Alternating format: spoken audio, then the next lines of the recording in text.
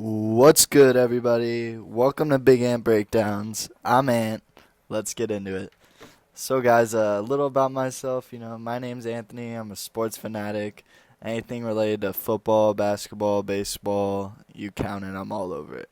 I'm starting this channel because I want to have a larger platform where I can just, kind of talk sports, meet some new people, and just enjoy life with sports. And what you can expect from me is so for the football season, my plan is to put out weekly pick predictions, power rankings, and things of that nature.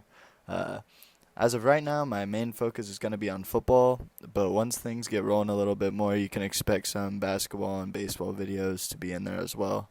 Uh, so yeah, but if that sounds like something you'd be interested in, please do me a huge favor, subscribe, like the video, share this with your friends, and we can get this channel going.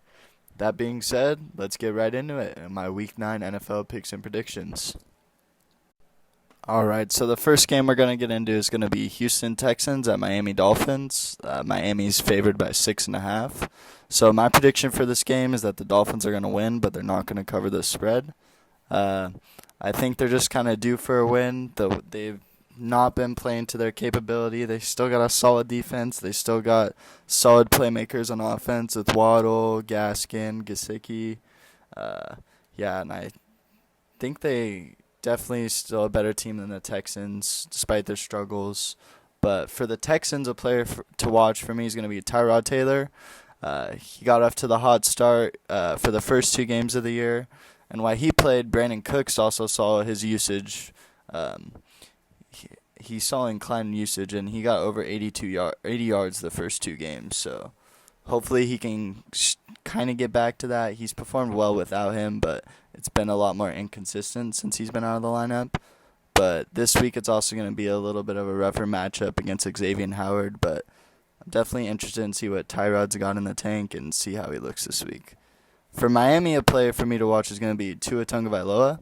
As many of us know, he's been among trade rumors for Deshaun Watson and such all year long. And I think now that the trade deadline's passed, it's kind of a monkey he can get off his back and he can just go out there and play football against a bad team.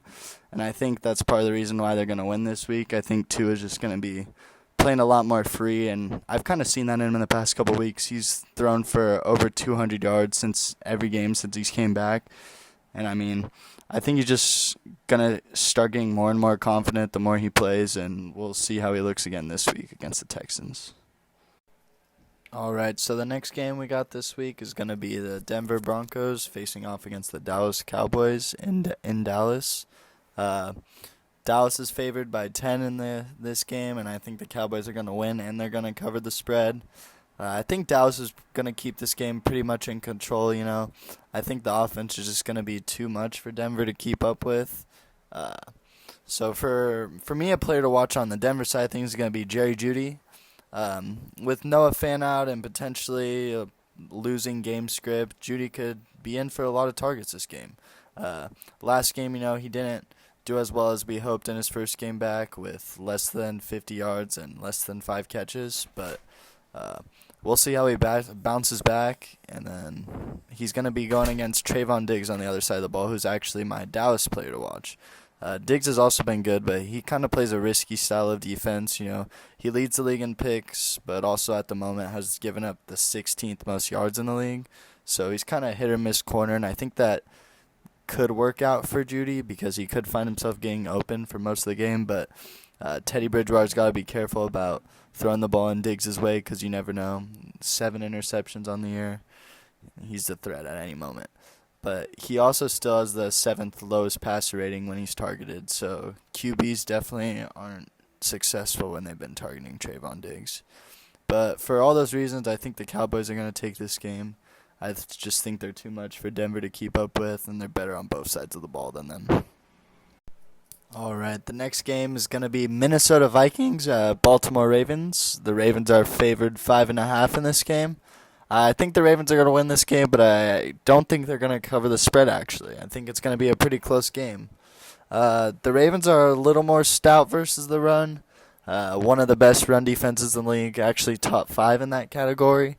And as we know, the Vikings, their game plan is going to be coming out and trying to run the ball heavy with Dalvin Cook. And because of the Ravens' run defense, and Dalvin Cook hasn't really been as good this year, but he's still Dalvin Cook. But we're going to need a big game from Jefferson and Thielen if the Vikings want to keep up with the Ravens. The player of the watch for me for the Vikings, kind of going hand in hand with that, is going to be Justin Jefferson. Last game, he had his worst game of the season. Didn't really do much against the Cowboys and Diggs, but we'll see how he fares this week going up against Marlon Humphrey. It's going to be a good test for him. His LSU boy, Jamar Chase, kind of torched Marlon Humphrey the other week, so Marlon might be out for some revenge, but I think it'll be a pretty good matchup to watch. So, yeah, that's one side of the ball. And then the player to watch on the Baltimore side of things is going to be Lamar Jackson. So I think if you look at the numbers, Minnesota's a pretty middle-of-the-pack run defense. And I think Lamar's going to have a pretty good game on the ground, I think it's going to be a pretty physical back-and-forth game, and it kind of plays into the Ravens' play style. They don't really want to get in a passing shootout with you. Like, they can put up numbers, but their ideal play style is running the ball and playing defense on you and forcing you to turn the ball over. But I think Minnesota, they do have a pretty good pass defense, so it will be a pretty good test for Lamar, and we'll see what he can do in the air. But I think, like I said, he's due for a good game on the ground, and all these factors are why he's my player to watch, and I think the Ravens will win this game. All right, next game is going to be the New England Patriots facing the Carolina Panthers in Carolina. The Patriots are favored by 4, and my prediction for this game is that the Patriots will win, and they're going to cover the spread. The Patriots have actually been playing some very good football as of late. It's kind of been flying under the radar, but last week they beat a very good team in the Chargers, and I think they're a lot better than what their record is right now. I mean, besides the Miami game where Damien Harris fumbled on the goal line, which is kind of a fluke thing, all their losses have come against teams with a winning record. They lost to the Cowboys, Saints, Bucks. Those are all good teams. The only questionable team they lost to is the Dolphins, and like I said, a Damien Harris fumble at the goal line would have prevented that. But a player to watch for me in this game is going to be Damien Harris, who I was just talking about. Despite the week 1 fumble, Damien Harris has been balling this year, looking like another one of those beast Alabama running backs. He's coming off 3 straight performances with more than 80 rush yards, and he's on fire. The Panthers' run defense started off the year pretty good, but it's been sputtering of late. They've been dominated by good running backs. Dalvin Cook and Zeke both had over 140 yards on the ground against them. I think Damien Harris is going to get involved early and often. Bill Belichick's going to want to pound the rock with Harris all day, and I think he could have a pretty big game. On the Panthers side of things, a player for me to watch is going to be Sam Darnold. In 6 games versus Belichick, it hasn't looked so good for Darnold. He's been 0-6 with a touchdown to interception ratio of 1-6. And we all remember Darnold's game where he said he was seeing ghosts, and it just wasn't a good look for him. And he's coming off a concussion right now, so it'll be interesting to see how he deals with that and bounces back, and we'll see if he can change that career record against Bill Belichick. But for all those reasons, that's why I think the Patriots win this game and win it pretty easily. All right, the next game we're going to talk about is going to be Bills at Jacksonville Jaguars. The Bills are favored by 14.5 here, and for good reason. The Bills are a very good football team, and the Jaguars are very not good. This year, the Bills have absolutely dominated against bad teams. They beat Houston 40-0, the Washington football team 43-21. They beat Miami twice by 35 one time and by 15 the next. I think the Bills win pretty big and cover pretty easily. I think Stephon Diggs is due for a big game. He's played well this year, but he hasn't really been as productive as we saw he could be last year. And I think maybe this week could give him a step right back towards that direction. The Jaguars' mediocre pass defense isn't really going to do much to deter Diggs off his game. So I think as long as him and Josh Allen get connected early, they could be due for a pretty big performance. On the other side of the ball, the Jaguars player to watch for me is going to be Trevor Lawrence. The verdict still isn't out on Lawrence. He's looked solid up to this point, but he hasn't really looked as great as we necessarily thought he would right away. But this week, he could see some pretty massive passing volume if they're playing from behind. And this volume could potentially maybe lead to some struggles. You know, the Bills currently have the league's best pass defense, led by Tre'Davious White, and you never know with rookie QB, man. So we'll see what happens, but those are my players to watch, and that's the reason why I think the Bills win this game. All right, so the next game we're going to dive into is going to be Browns versus Bengals in Cincinnati. Cincinnati's favored by 2.5, and I think that the Bengals win here and cover the spread. Throughout this week, there's been controversy throughout Cleveland with star wide receiver Odell Beckham and the QB Baker Mayfield. The Browns haven't been playing their best football as of late. They've lost 3 of their last 4 despite their extremely talented team. And, all is not well in Cleveland. So, the Bengals are coming off a loss to the Jets, but they still have shocked many with how well they played this year. And I think it's going to be a pretty damn good game.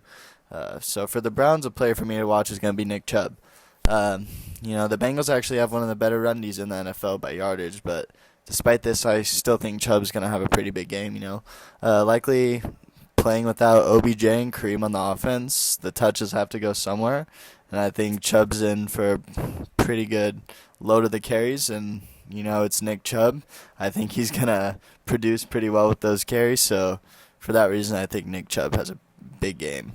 And for Cincinnati, a player for me to watch is going to be Joe Burrow. As much as attention as Jamar Chase has been getting, and don't get me wrong, it's definitely deserved, Joey Burrow has been balling. He's coming off a gruesome leg injury that, no one's forgot about it, but no one's really talking about how much he's bounced back. He's got a touchdown to interception ratio of 20-9, 6th in the NFL in passing. Joe Burrow seriously could be comeback player of the year, and he could take this Bengals team to the playoffs. Like, who would have saw that coming? But, I expect Burrow to do nothing but continue and excel, and if anything, I think he's only going to get better as the season goes on, and I think he's due for another big game this Sunday, and for that reason, I think the Bengals win this game. Okay, the next one's going to be the Atlanta Falcons taking on the New Orleans Saints in a divisional game. The Saints are favored by 6 points. My prediction is that the Saints win and they cover the spread here. I think without Jameis, I think it's going to be a closer game, but I think they're still gonna pull off the win and win by over a touchdown. Ever since the first 2 weeks, the Falcons have been somewhat improving more and more. A loss last week to the Panthers kind of detoured that, but up till then, they'd been playing good. So for a player for me to watch for the Saints, it's going to be Taysom Hill. Without Jameis, we'll get to see what Taysom can do for the rest of the year. It's a big year for him to prove he can be that guy for a team. And last time we saw him at QB for the Saints, he led them to a 3-1 record, which, showed he can be a pretty quality QB. And up until this point, there's no real verdict that says he can't be, so we'll see what he can do. And for the Falcons, a player for me to watch has got to be Kyle Pitts.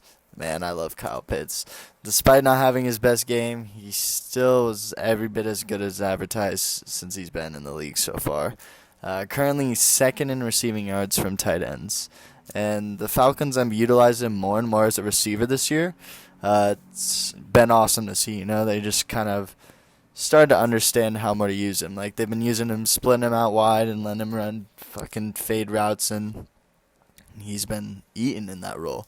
And I just want to continue to see the Falcons feed Kyle Pitts and just let him develop. And him and Patterson, they got some weapons on their offense. So it's not going to be an easy game for the Saints by any means, but I still think the Saints will pull it out and win by over a touchdown. Okay, for the next game, it's going to be 2 teams that don't play each other very often. It's going to be the Raiders taking on the New York Giants in New York. Las Vegas is favored by 3 points, and I think the Raiders win and cover the spread. With everything that's been going on in the Raiders this year, they've somehow held on to a 5-2 record. Obviously, everything that's happened with Ruggs this week is completely different, and we're going to have to see how the team responds to that. But from everything I've seen from this Raiders team so far, I think they're going to persevere and be just fine. Derek Carr, he's quieted a lot of the doubters this year and proved that he's the top-tier QB that many of us believed him to be before he got hurt. and he's been silencing all the doubters. He's been in the top 5 passing yards this whole season. He's still ranked number 5 despite having a bye week, which is honestly pretty insane. And yeah, so for me, a player to watch this game on the Raiders is actually going to be Zay Jones. And yes, you heard that right, Zay Jones. Jones on the year only has 6 receptions on 7 targets, but he's averaging 19 yards per catch. Derek Carr's praised Zay Jones several times, and if you haven't been paying attention to the press conference, you can tell Derek Carr has a relationship with Zay Jones both on and off the field. And it's been evident when Zay Jones has been on the field that they have a pretty good chemistry, and they've connected on some pretty nice passes, including the game winner against the Ravens. But I think now with Henry Ruggs up and Zay Jones having to step into that Z wide receiver role, I think Zay Jones can excel and have a really big game this Sunday. And I think you can't really count out Zay Jones. And then for me, a player to watch on the Giants this game has got to be Saquon Barkley. In his first game coming back from injury, I think he could have a pretty big first game. The way to attack the Raiders this year has definitely been on the run. They're a pretty good team against the pass this year, but the damage that has been done against them has for sure been done on the ground. And if there's a running back who you want to run, give it to Saquon Barkley.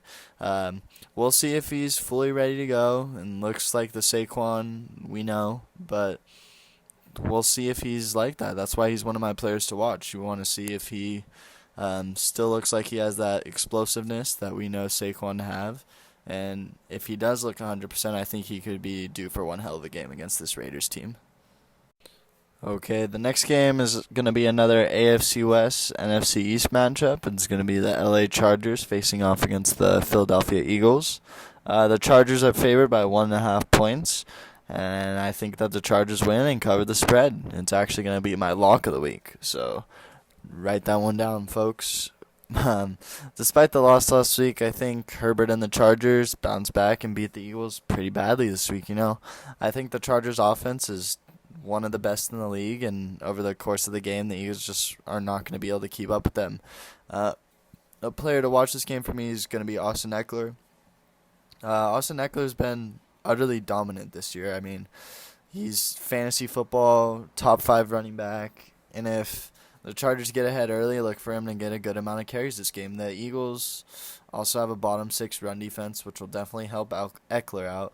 And I expect the Chargers to put up a fair amount of points so he could potentially score a TD or two. So definitely look out for Austin Eckler this week. For the Eagles, a player to watch is going to be Jalen Hurts.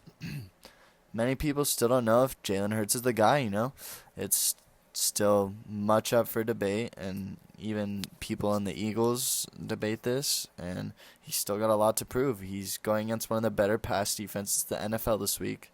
And we're going to see how Hurts manages.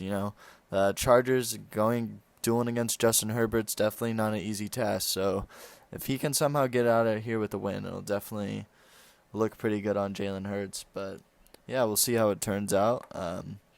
He needs to do better as a passer. Currently, he's 22nd in the NFL in completed air yards, which is not very good from a starting quarterback.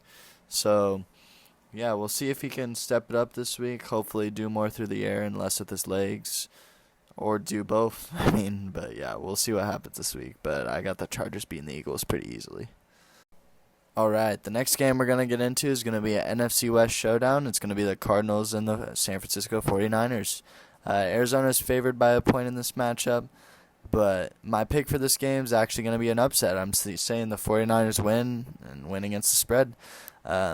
As hard as the Cardinals have been this season, I think they're going to record the second loss of the season this Sunday. The Cardinals are a very pass-oriented team, and the Niners have one of the best passing defenses in the NFL. That also mixed with Kyler Murray's ankle injury, which he hasn't practiced on all week, kind of makes me worry about the Cardinals this week, and I think SF's defense is going to have a pretty big day. Arizona player for me to watch this week is going to be Kyler Murray, I'm curious to see if the ankle's 100%, how mobile he looks. If it's affecting his mobility, it could have a big impact on the Cardinals and their future for the rest of the season. So it's going to be pretty interesting to watch and see how he looks this game. if he does look normal, like, I wouldn't be surprised if the Cardinals won this game, but I gotta make it fun and do an upset, so I'm picking the Niners this game. The San Francisco player for me to watch this game is gonna be Nick Bosa.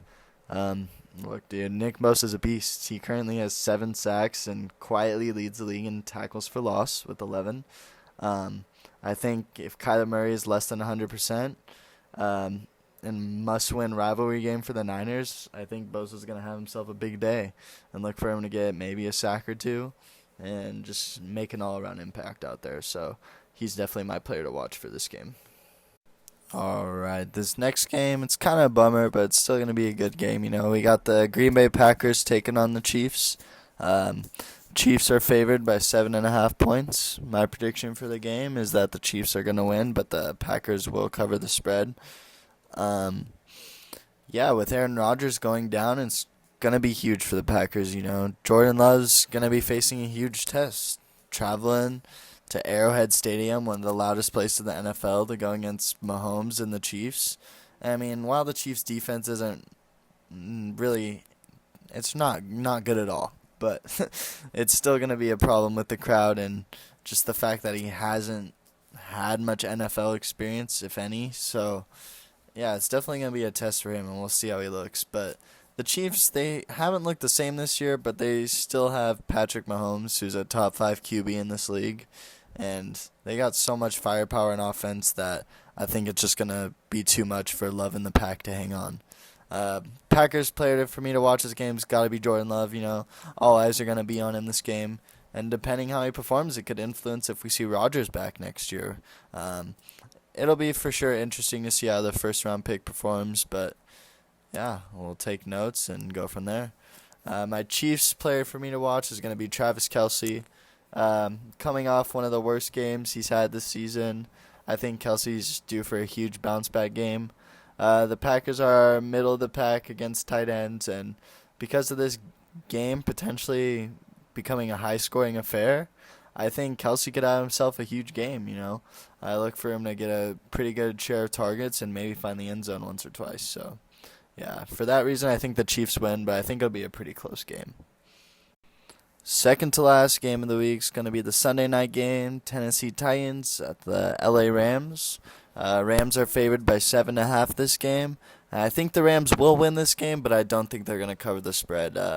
Without Derrick Henry, it will be a very tough game for the Titans, I'll say that. The Rams have the NFL's 7th best passing defense right now, and they can take a deep breath knowing they don't have to worry about tackling Derrick Henry all game.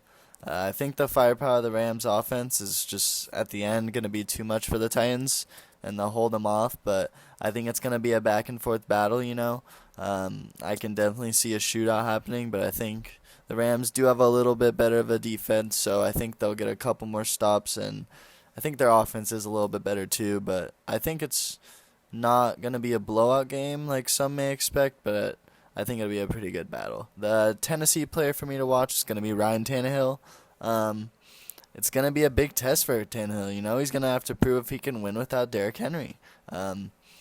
No one's really seen Tannehill succeed without Derrick Henry. When he was on the Dolphins, he showed flashes, but he was never viewed as the same quarterback as he's looked at now.